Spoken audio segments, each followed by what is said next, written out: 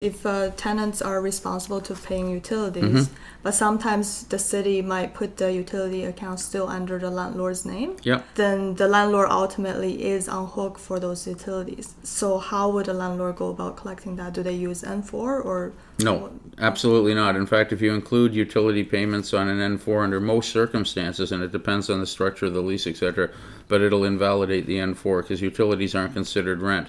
I mean, we don't have very rigid rent controls in Ontario anymore, but from back in the day when we did, rent is a regulated amount, right? Like you can't raise or lower the rent. So obviously to have utilities included in the rent where it goes up and down every month doesn't conform to that.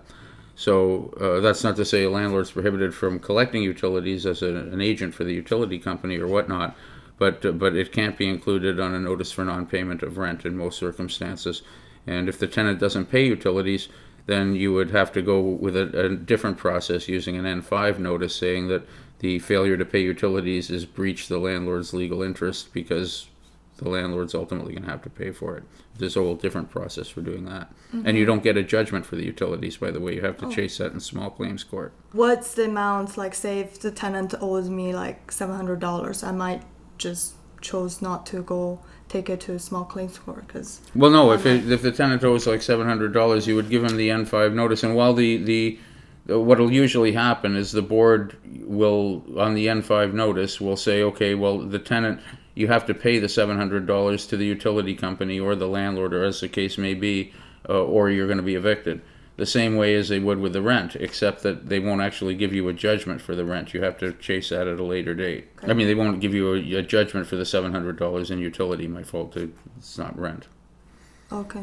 And you're right that most people wouldn't go and start a claim to collect the $700. They'd just be thankful they got the tenant out and they'd pay the $700 and go on with it. All of that happened in small claim? No, that also, the N5 and all of that happens in the landlord and tenant board. Okay. The actual enforcement of money happens in the small claims court. I see. Okay, so tenant can still get evicted if they don't pay utilities. Yes.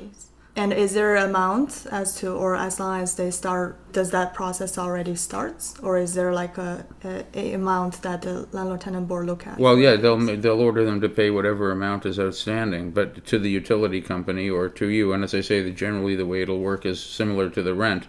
You either pay this amount to the landlord by February or whatever date that they give them, or the landlord can evict you. Mm-hmm.